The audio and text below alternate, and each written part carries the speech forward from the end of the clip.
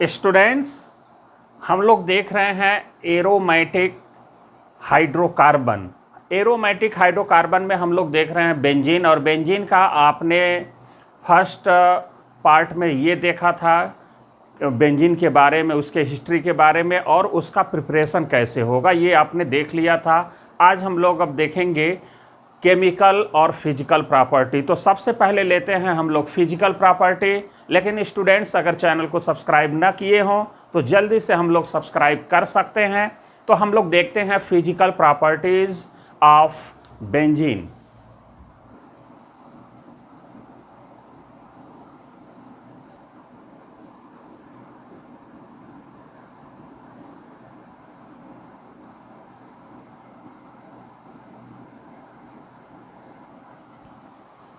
तो benzene is a, अगर first point की बात करें, benzene is a colourless peculiar odour volatile liquids.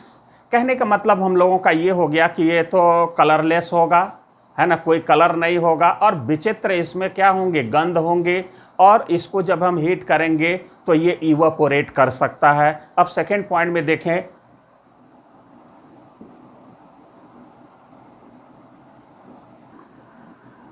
Second की बात करें तो इसके बॉइलिंग पॉइंट ऑफ बेंजीन होता है 80 डिग्री सेल्सियस। थर्ड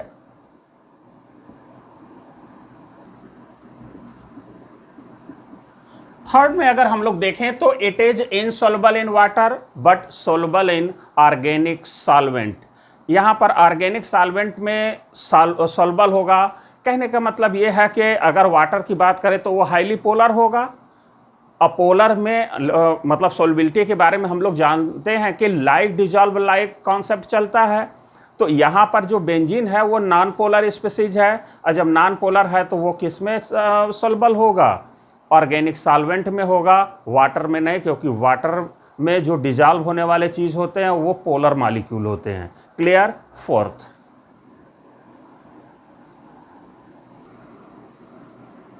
अगर हम लोग नेक्स्ट की बात अगर करें, it is inflammable and burns with smoky flame. यहाँ पर हम लोगों का ये जो बेंजीन होगा वो इनफ्लामेबल होगा और बर्न करेगा स्मोकी फ्लेम के साथ। फिफ्थ अगर हम लोग देखें,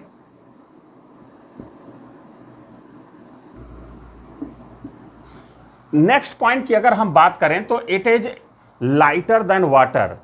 लाइटर देन वाटर, ये ध्यान दें कि ये पानी से भी हल्का होता है, और यहाँ पर ये upper layer and form upper layer. Sixth की बात करें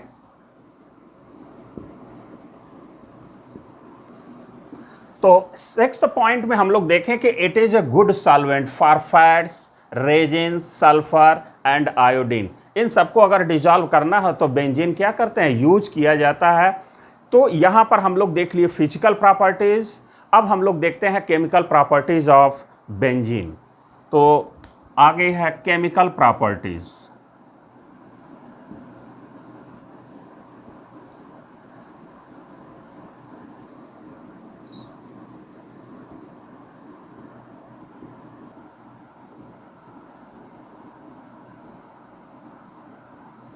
तो यहाँ पर अगर हम केमिकल प्रॉपर्टीज की अगर बात करें बेंजीन की, तो यहाँ पर हम लोग कई तरह से हम लोग लेंगे, जैसे substitution reaction, addition reaction, oxidation reaction, formation of diphenyl. ये हम लोग इस पर सब पर जो है कि डिस्कस करेंगे। और आपने सारा ये पॉइंट्स फिजिकल प्रॉपर्टी आपने देख लिया। अब हम लोग देख रहे हैं केमिकल प्रॉपर्टीज। केमिकल प्रॉपर्टीज में सबसे पहले हम लोग देखेंगे सब्स्टिट्यूशन रिएक्शन।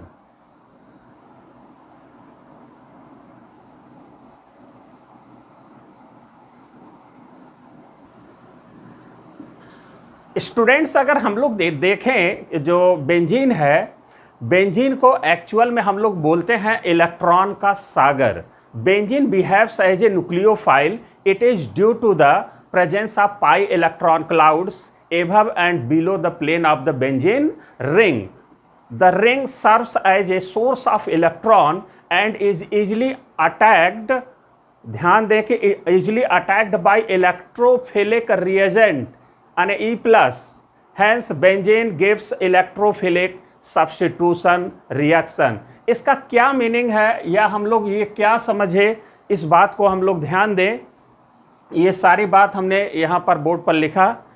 कहने का मतलब ये है कि जो बेंजीन होगा वो इलेक्ट्रॉन रिच होगा, और जब इलेक्ट्रॉन रिच होगा तो जाहिर सी बात है कि उसके संपर्क में पहले इलेक्ट्रोफाइल आएगा, और जब इलेक्ट्रोफाइल आएगा तो यहाँ पर इलेक्ट्रोफिलिक अटैक होगा। तो यहाँ पर जनरली चूंकि बेंजीन क्या देता है, सब्स्टिट्यूशन रिएक्शन देता है ज़्यादातर, तो सब्स्टिट्यूशन होगा तो इलेक्ट्रोफाइल पहले अटैक किया तो हम कहेंगे कि ये इलेक्ट्रोफिलिक सब्स्टिट्यूशन रिएक्शन देगा। जैसे हम लोग एक एग्जांपल लेकर के समझने की कोशिश करते हैं। जैसे मान लीजिए कि EZ है, EZ रिएजेंट है,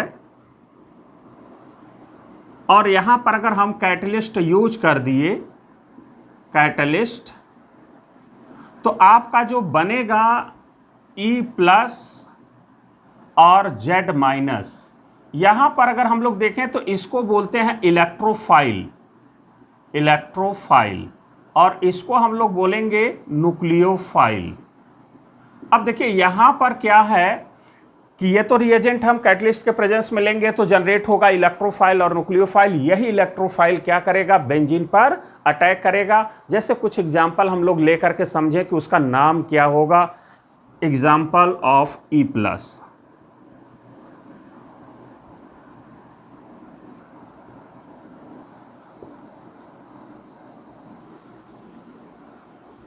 स्टूडेंट्स अगर हम लोग अगर देखें यहाँ पर एग्जाम्पल्स में, जैसे यहाँ पर तो भाई रिएजेंट लेंगे, कैटलिस्ट लेंगे, आपका जनरेट हो जाएगा इलेक्ट्रोफाइल।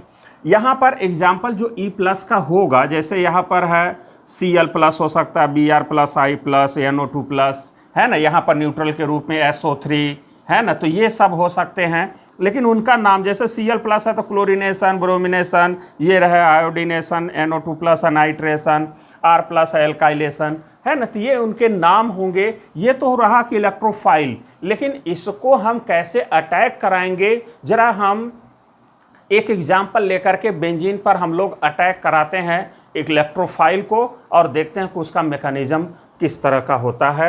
अब यहाँ पर देखिए कि ये सारे पॉइंट आपने तो ये देख लिया अच्छा सा कि भाई जो बेंजीन है वो इलेक्ट्रॉन रिच होता है। जैसे हम लोग यहाँ पर अगर देखें, जैसे बेंजीन रिंग की कल हमने आप लोगों को दिखाया था, मतलब पिछले वाले में, तो अब यहाँ पर अगर हम लोग देखें कि ये आपका बेंजीन है, भाई यहाँ पर भी पाए साइड वाइज ओवरलैपिंग है, इलेक्ट्रॉन क्लाउड्स हैं, यहाँ भी इलेक्ट्रॉन क्लाउड्स हैं, यहाँ भी इलेक्ट्रॉन क्लाउड्स हैं। तो ये इलेक्ट्रॉन क्लाउड्स से घिरा हुआ चीज़ है। अब ऊपर भी देखें तो ये पूरा हेक्सागन है, नीचे भी पूरा हेक्सागन है ना, ये की तरह से ये शेप बना हुआ है, बाकी ये सब H लगे हुए हैं। तो ये हाईली इलेक्ट्रॉन रिच होता है, इसकी वजह से इस पर जो है कि इलेक्ट्रोफाइल क्या करता है, पहले अटैक करता है, इसलिए इलेक्ट्रोफिलिक सब्स्टिट्यूशन रिएक्शन नाम देते हैं। आगे देखते हैं।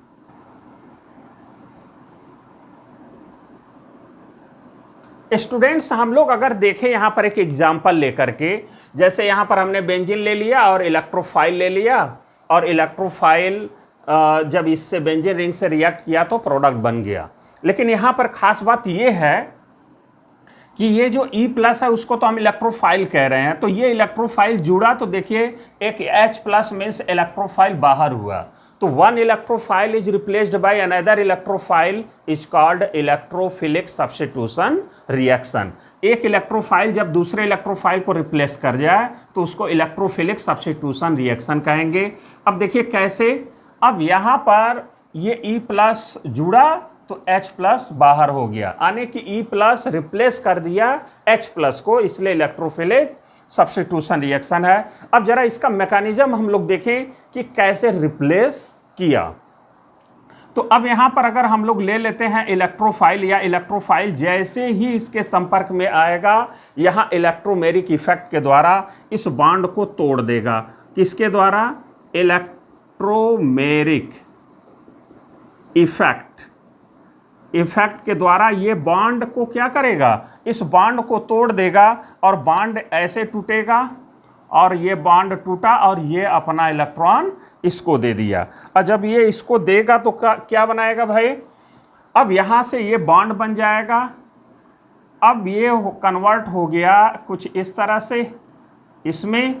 अब देखिए ये बॉन्ड तो ऐसे ही है, यहाँ पर कोई चेंजेस नहीं हो रहा है, लेकिन ये कार्बन अपना ये वाला इलेक्ट्रॉन इसको दे रहा है, तो ये दोनों इलेक्ट्रॉन यहाँ पर आ जाएंगे एज ए निगेटिव चार्ज, और ये निगेटिव और पॉजिटिव मिलकर क्या क्या बना लेंगे, बॉन्ड बना लेंगे, और यहाँ पर आ जाएगा प्लस।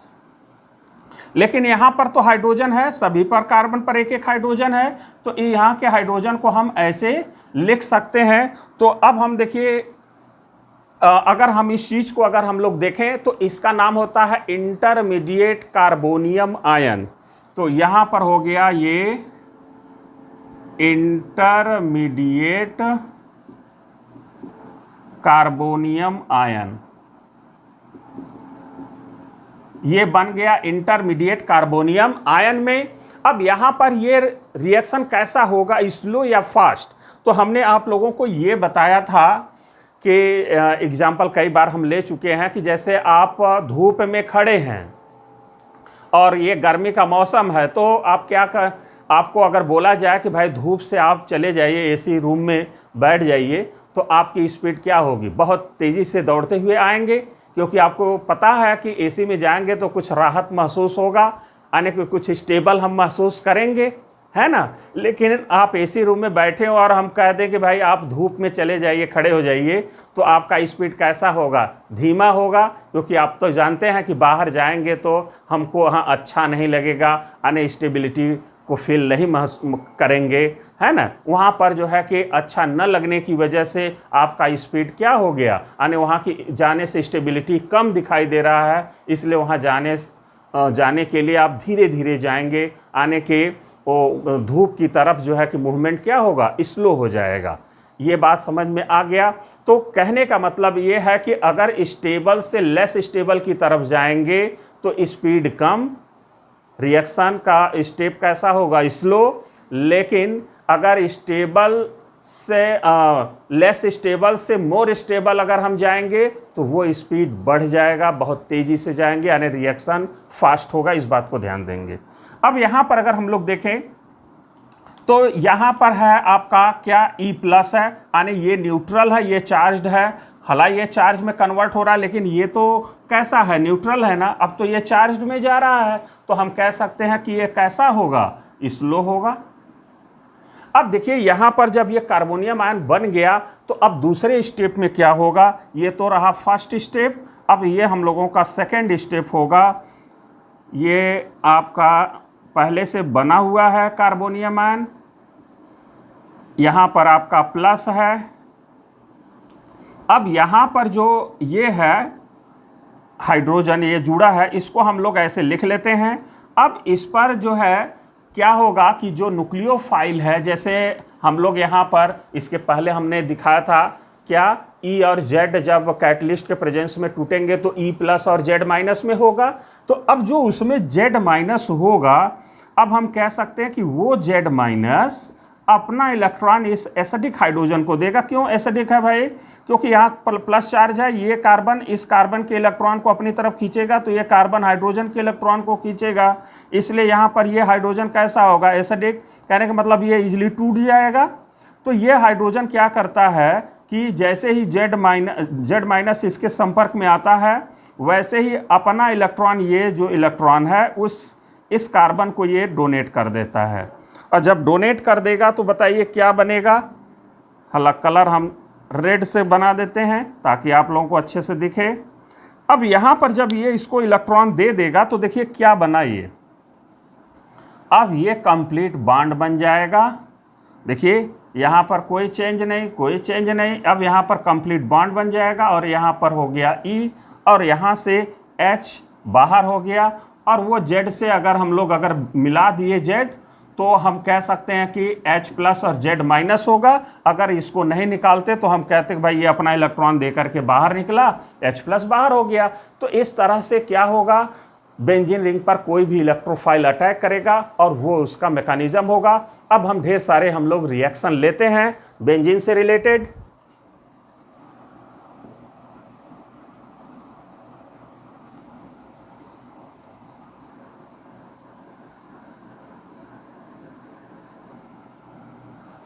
स्टूडेंट्स हम लोग जो यहाँ पर अभी एग्जाम्पल हम लोग तो देख लिए कि भाई कैसे इलेक्ट्रोफाइल बेंजीन पर अटैक करेगा। अब हम लोग ढेर सारे इस पर रिएक्शन देखेंगे, जिसमें हम लोग फर्स्ट देख रहे हैं फ्रीडल क्राफ्ट एल्काइलेशन रिएक्शन।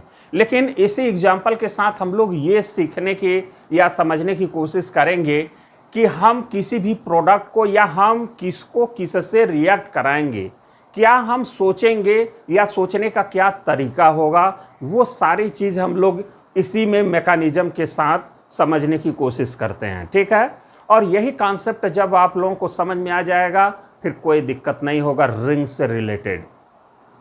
अब यहाँ पर अगर हम लोग ये देखें कि सबसे पहले हम लोग ये जाने कि जीओसी में हमने आपको ये बताया था, जैसे हम लोग बेसिक स्ट्रेंथ आपको 4 लेक्चर में हमने बताया है, आप वीडियो देख सकते हैं।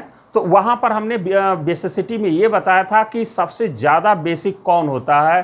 तो बेसिसिटी का ऑर्डर हमने कुछ ये दिया था कि जिस पर सबसे ज़्यादा निगेटिव चार्ज हो वो सबसे ज़्यादा बेसिक होता है, या फिर जिसके पास डबल बॉन्ड हो, या फिर डबल बॉन्ड नहीं है, डबल बॉन्ड कर लेते हैं। ठीक है, पहले तो हम लोग क्या समझें, निगेटिव चार्ज, फिर लोन पेयर भी इन्वॉल्व कर लें तो और अच्छा रहता है ना। लोन पेयर, फिर डबल बॉन्ड और फिर सिंगल बॉन्ड, है ना। ये हमने बेसिसिटी में बताया था। तो आप लोग ये चारों पॉइंट याद रखेंगे कि सबसे ज़्यादा बेसिक होता है निगेटिव चार्ज, फिर लोन पेयर, अगर लोन पेयर भी नहीं है तो डबल बॉन्ड को बनाएंगे, डबल बॉन्ड नहीं है तो सिंगल बॉन्ड को। मतलब ऑर्डर यही होगा, ये याद रखेंगे। और दूसरी बात कि जो जिससे उत्पन्न होगा फिर उस पर वो जनरली अटैक नहीं करेगा। सामान्यतः आप ऐसा देखेंगे कि जो जिससे बना होगा फिर दोबारा उससे हम रिएक्ट न कराएं। क्लियर। और जब हम किसी को जोड़ेंगे या तोड़ेंगे तो कैसे, मतलब हमेशा प्लस को माइनस से या माइनस को प्लस से जोड़ेंगे। कदापि ऐसा न करें हम लोग कि दो पॉजिटिव वाले को एक साथ जोड़ें या दो निगेटिव वालों को एक साथ जोड़ें, ऐसा ना करें। या हम इलेक्ट्रॉन रिच को एक साथ मिलाएं या जोड़ें, ऐसा भी नहीं करेंगे। या दो डेफिशिएंट को एक साथ जोड़ें, ऐसा भी नहीं करेंगे। ध्यान क्या देना है कि एक रिच एक डेफिशिएंट हमेशा एक दूसरे से मिलेंगे और बॉन्ड का फॉर्मेशन करेंगे। इस बात को ध्यान रखना है। बस ये 2-3 चीज़ों को याद रखना है। अब यहाँ पर हम लोग देखें कि यहाँ फ्रीडल क्राफ्ट एल्काइलेशन में क्या हो रहा है कि यहाँ पर बेंजीन है और इथाइल क्लोराइड है, एनहाइड्रस AlCl3। ये है आपका लेविस एसिड। लेविस एसिड यहाँ पर ले सकते हैं, जैसे AlCl3 या फिर Cl3 Br3 या FeCl3, है ना। ये सब आपके क्या है, लेविस एसिड है। कोई भी लेविस एसिड हम लोग यहाँ पर यूज कर सकते हैं। तो आपका क्या बन जाएगा, इथाइल बेंजीन और HCl बाहर। लेकिन ये प्रोडक्ट कैसे बना, इसी प्रोडक्ट को हम लोग कैसे समझेंगे या कैसे बनाएंगे और कैसे अटैक कराएंगे, ये सारा तरीका हम लोग समझने की कोशिश करें। तो सबसे पहले देखिए कि कंटेनर में आपने क्या क्या लिया। आपने बेंजीन लिया, आपने इथाइल क्लोराइड ये ले लिया, और लेविस एसिड के रूप में आपने AlCl3 ले लिया। अब लेविस एसिड क्या होता है, इलेक्ट्रोफाइल जनरेटर और न्यूक्लियोफाइल का एक्सेप्टर। ये हमने जीओसी में बता रखा है, ये आप वहाँ से समझ रहे होंगे। अब यहाँ पर देखिए कि AlCl3 इलेक्ट्रॉन डेफिशिएंट कैसे है। अगर हमको देखना है तो जल्दी से आप लोग देख लीजिए भाई। यहाँ पर इसका जो ऑक्टेट है AlCl3 का, वो क्या है, इनकम्प्लीट है। 2 यहाँ पर इलेक्ट्रॉन है, 2 यहाँ पर, 2 यहाँ पर। टोटल कितने इलेक्ट्रॉन हुए, 6 इलेक्ट्रॉन से ही यहाँ सेंट्रल एटम के पास है। इसलिए यहाँ पर ये जो एल्युमिनियम है इलेक्ट्रॉन डेफिशिएंट की तरह से बिहेव कर रहा है, इसलिए लेविस एसिड है। ठीक है, तो यहाँ पर कंटेनर में हम लोग 3 चीज मिला दिए, बेंजीन, लेविस एसिड और इथाइल क्लोराइड। अब देखिए यहाँ पर जब हम लोग मिला देंगे तो क्या होगा। अब यहाँ पर किसके बीच रिएक्शन होगा ये हम लोगों को समझना है। अब देखिए ये तो बेंजीन अभी आपने कहा कि इलेक्ट्रॉन रिच होता है, और यहाँ पर अगर देखें तो इसका ऑक्टेट इनकम्प्लीट है, इसलिए इलेक्ट्रॉन डेफिशिएंट है। और ये सभी के ऑक्टेट यहाँ पर कंप्लीट है, इसलिए रिच है। तो ये भी रिच, ये भी रिच। क्या ये दोनों आपस में मिलेंगे, तो आंसर होगा नहीं। फिर हम कह सकते हैं क्या ये और ये मिलेंगे या ये और ये मिलेंगे, तो ऑर्डर इससे डिसाइड होगा। भाई यहाँ पर लोन पेयर है और यहाँ पर डबल बॉन्ड है, तो इसको कौन ज़्यादा रिच दिखाई देगा? लोन पेयर और डबल बॉन्ड में से कौन ज़्यादा रिच हुआ? Lone pair. तो लोन पेयर पर ही ये अटैक करेगा, ये समझ गए हम लोग। तो पहला स्टेप यही हो गया कि CH3 CH2 Cl और इसके पास जो लोन पेयर है, अब इसी पर अटैक करेगा AlCl3। और जब अटैक करेगा तो ये क्या करेगा भाई, ये लेविस एसिड इसके लोन पेयर को अपनी तरफ खींचेगा, तो कार्बन क्या करेगा, अपना ये इलेक्ट्रॉन इसको दे देगा और ये टूट जाएगा CH2 प्लस और Cl माइनस में, Cl माइनस अपना इलेक्ट्रॉन अब इसको दे देगा। भाई ये तोड़ने का काम कर रहा है ना, ये इसको खींच रहा है, इसलिए यहाँ पर स्ट्रेन डेवलप किया, बॉन्ड टूटा और इस न्यूक्लियोफाइल को एक्सेप्ट कर लिया। और क्या बन गया भाई, CH3 CH2 plus plus AlCl4 negative. अब यहाँ पर इसको हम बोल रहे हैं इलेक्ट्रोफाइल और इसको हम लोग बोलेंगे न्यूक्लियोफाइल। क्लियर? इलेक्ट्रोफाइल और न्यूक्लियोफाइल। अब यहाँ पर अगर हम लोग सेकेंड पॉइंट की बात करें, अब यहाँ पर देखिए कंटेनर में क्या क्या हो गया होगा। देखिए आपका बेंजीन तो जस का तस है, जस का तस है, इसलिए हमने यहाँ पर लिख दिया। क्लियर? अब यहाँ पर हम लोग ये समझ रहे हैं कि ये न्यूक्लियोफाइल है ना, आप लोगों को दिखाई दे रहा है, समझ जाइए कि न्यूक्लियोफाइल है। अब यहाँ पर ये बेंजीन हो गया। अब क्या बचा, अब देखिए उसमें ये और ये बन गया, तो इन दोनों को भी लिख देते हैं CH3 CH2 प्लस और AlCl4 माइनस। अब बताइए कि कंटेनर में अब क्या हो गया भाई। अब अगर हम लोग देखें तो कंटेनर में ये चीज़ है पूरा तीनों। अब देखिए ये तो इसी से जनरेट हुआ, इसलिए ये इस पर अटैक नहीं करेगा। अब ये रिच है, ये भी रिच है, क्योंकि इन दोनों के ऑक्टेट पूरा है, इसलिए ये इस पर अटैक नहीं करेगा। तो फिर पॉसिबिलिटी कौन हुआ, बेंजीन और ये ना पॉसिबिलिटी हुआ, ये रिच ये डेफिशिएंट। तो अब यहाँ पर ये अटैक होगा। तो दूसरा स्टेप अब यहाँ से शुरू हो गया मैकेनिज्म का। अब यहाँ पर बेंजीन हो गया और ये इथाइल कार्बोकेटायन हो गया। जैसे ही आएगा इलेक्ट्रोमेरिक इफेक्ट के द्वारा ये क्या होगा, बॉन्ड टूटेगा, इस पर ये दोनों इलेक्ट्रॉन यहाँ पर आ जाएंगे, इस पर प्लस इस पर माइनस, अब माइनस और प्लस आपस में मिल करके बॉन्ड का फॉर्मेशन कर लेंगे और कन्वर्ट हो गया किसमें, कुछ इस तरह से कन्वर्ट होगा ना भाई। देखिए अब यहाँ हो गया आपका CH2, ये हो गया CH3, यहाँ पर H है और यहाँ पर प्लस है। भाई यहाँ का H हमने यहाँ पर लिख दिया। फिर क्या होगा भाई, ये हाइड्रोजन अपना इलेक्ट्रॉन इसको दे देगा, दे दिया। अब यहाँ पर जब देगा तो यहाँ पर कंप्लीट बॉन्ड हो जाएगा और यहाँ से H प्लस बाहर होगा, तो ये कन्वर्ट हो गया इथाइल बेंजीन में, CH2 CH3 में, और यहाँ से H प्लस क्या हो गया बाहर। अब देखिए उस कंटेनर में क्या होगा, इथाइल बेंजीन होगा, CH2 CH3 होगा और H प्लस होगा और AlCl4 माइनस होगा। अब देखिए किसके बीच रिएक्शन संभव है भाई, इन सभी का ऑक्टेट पूरा इलेक्ट्रॉन रिच होगा, ऑक्टेट सभी का पूरा है, कंप्लीट है कहने का मतलब। तो ये रिच, ये भी क्या है, इलेक्ट्रॉन रिच है, ऑक्टेट सभी का कंप्लीट है, और ये डेफिशिएंट है। तो अब यहाँ पर अगर हम लोग ध्यान से देखें तो ये तो इसी से जनरेट हुआ है, इसलिए ये इस पर अटैक नहीं करेगा। तो बचा कौन, ये और ये। तो अब यहाँ पर जब ये दोनों अटैक करेंगे तो तीसरा स्टेप शुरू हो गया। तो अब ये हो गया कि H प्लस और AlCl4 माइनस, अब इसमें Cl माइनस अंदर गया है, वो अपना इलेक्ट्रॉन H प्लस को दे दिया और बन गया HCl। फिर AlCl3 क्या होगा बाहर। अब समझ गए होंगे कि कंटेनर में देखिए आपका ये बन चुका है क्या, CH2 CH3 और HCl बन गया, और फिर AlCl3 क्या हो गया, बाहर हो गया। तो प्रोडक्ट ये बन गया।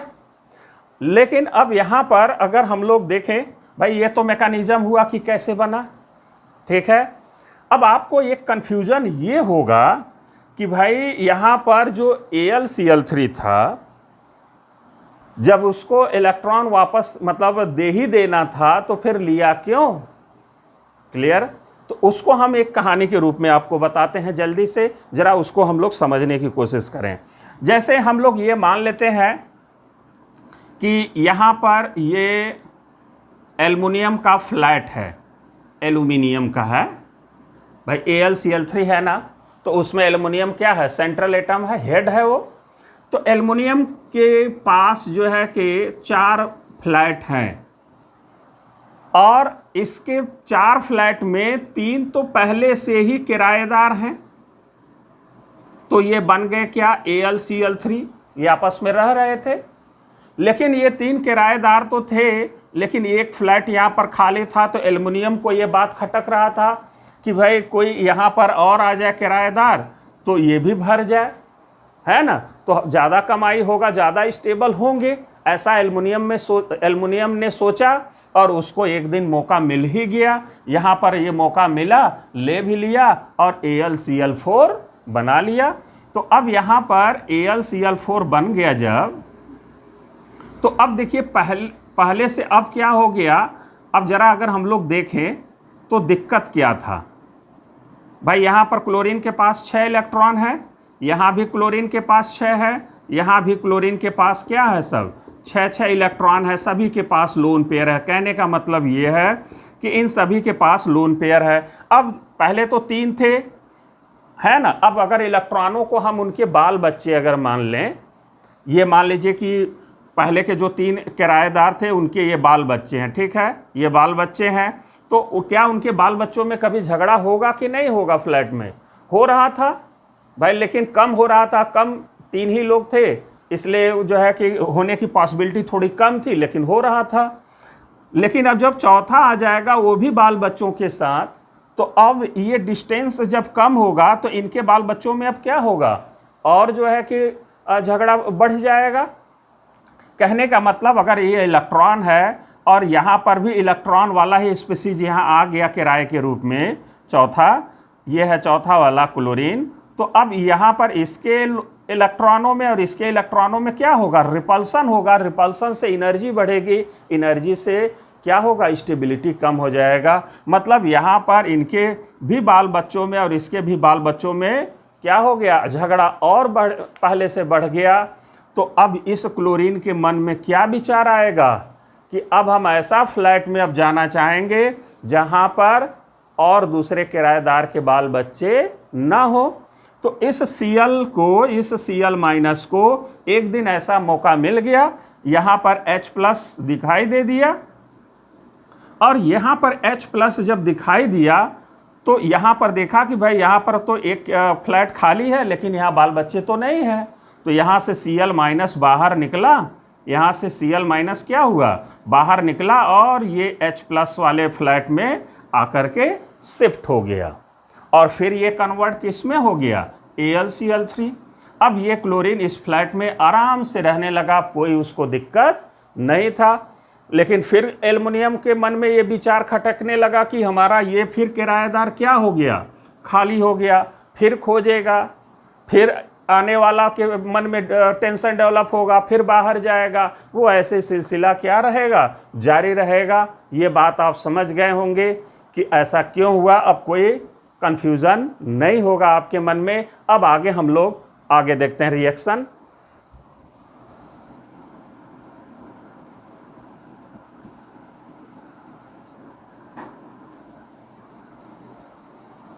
स्टूडेंट्स, हम लोग अगर देखें इसी में एग्जाम्पल फ्रीडल क्राफ्ट एल्काइलेशन में, तो यहाँ पर अगर हम बेंजीन ले लें और मिथाइल क्लोराइड एनहाइड्रस AlCl3 ले लें तो टॉलुइन बन जाएगा, HCl बाहर। जैसे वहाँ पर आपने मैकेनिज्म देखा था कि भाई ये दोनों मिल करके AlCl4- बना लेंगे, CH3+ आने मिथाइल कार्बोकेटायन बन जाएगा, और यही मिथाइल कार्बोकेटायन इस बेंजीन रिंग पर अटैक करके ये प्रोडक्ट दे देगा। क्लियर? सेकेंड हम लोग देखें फ्रीडल क्राफ्ट एसाइलेशन रिएक्शन, और यहाँ पर हम लोग लेते हैं benzene acetyl chloride anhydrous AlCl3 यानी कि कोई लेविस एसिड, और हीट कर देते हैं तो एसिटोफिनोन बन जाता है और HCl बाहर हो जाता है। इसका अगर हम लोग मैकेनिज्म देखें तो इसके पहले वाला ही मैकेनिज्म है। अब वही मैकेनिज्म हर जगह अप्लाई होगा इलेक्ट्रोफिलिक सब्स्टिट्यूशन रिएक्शन में। अब देखिए यहां इलेक्ट्रोफिलिक सब्स्टिट्यूशन में देख सकते हैं हम लोग सेम मैकेनिज्म है कि भाई सबसे पहले यहां पर इसके लेविस एसिड और इसके लोन पेयर के बीच में क्या होगा, अट्रैक्शन होगा, तो कार्बन और Cl के बीच में क्या होगा, टेंशन डेवलप होगा, तो बॉन्ड क्या होगा, टूट जाएगा, और जब टूटेगा तो Cl माइनस बनेगा, Cl माइनस AlCl3 मिल करके AlCl4 नेगेटिव बना लेगा। अब यहाँ पर कंफ्यूजन आपको ये हो सकता है क्या कि ये ऑक्सीजन के लोन पेयर पर क्यों नहीं अटैक किया लेविस एसिड ने। तो देखिए जो बनने के बाद स्टेबिलिटी अगर हम लोग चेक करें तो देखिए एक आपको बन रहा है क्या, एक तो बन रहा है आपका CH3CO प्लस और इसका लोन पेयर, और दूसरा अगर हम CO को तोड़ते तो पहले तो एनर्जी चाहिए डबल बॉन्ड को तोड़ने के लिए, फिर सिंगल बॉन्ड को, ठीक है, तो डबल एनर्जी की एक तो ज़रूरत है, इसलिए वो नहीं टूटता ऑक्सीजन वाला।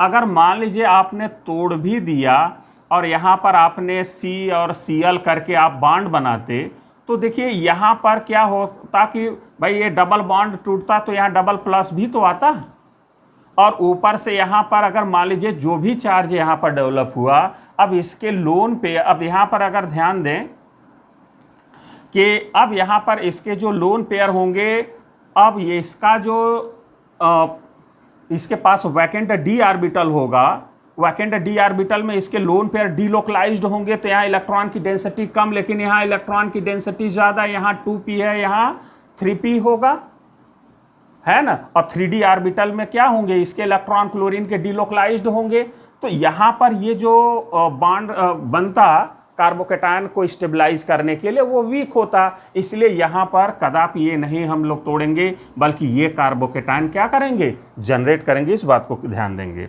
अब यहाँ पर जब ये टूटा तो ये बन गया आपका एसाइल कार्बोकेटायन। अब यही एसाइल कार्बोकेटायन बेंजीन रिंग पर अटैक करेगा, ये जैसे ही आएगा इलेक्ट्रोमेरिक इफेक्ट के द्वारा ये बॉन्ड टूटेगा, ये इसको दे देगा, यहाँ बॉन्ड का फॉर्मेशन होगा, फिर हाइड्रोजन अपना इलेक्ट्रॉन इस पॉजिटिव चार्ज को देगा, यहाँ डबल बॉन्ड आ जाएगा और फिर ये इसमें कन्वर्ट हो जाएगा, H+ बाहर और H+ और ये AlCl4 नेगेटिव में से, अब इसमें भाई Cl- आ गया, तो Cl- और H+ मिलेंगे जब तो HCl बन जाएगा, तो इसमें बचेगा क्या, AlCl3।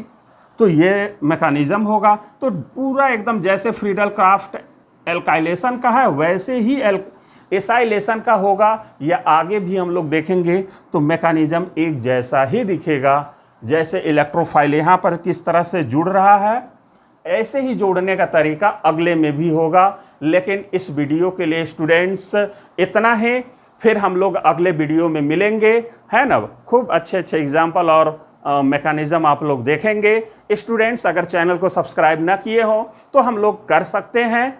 तो स्टूडेंट्स इस वीडियो के लिए इतना ही। ओके, धन्यवाद।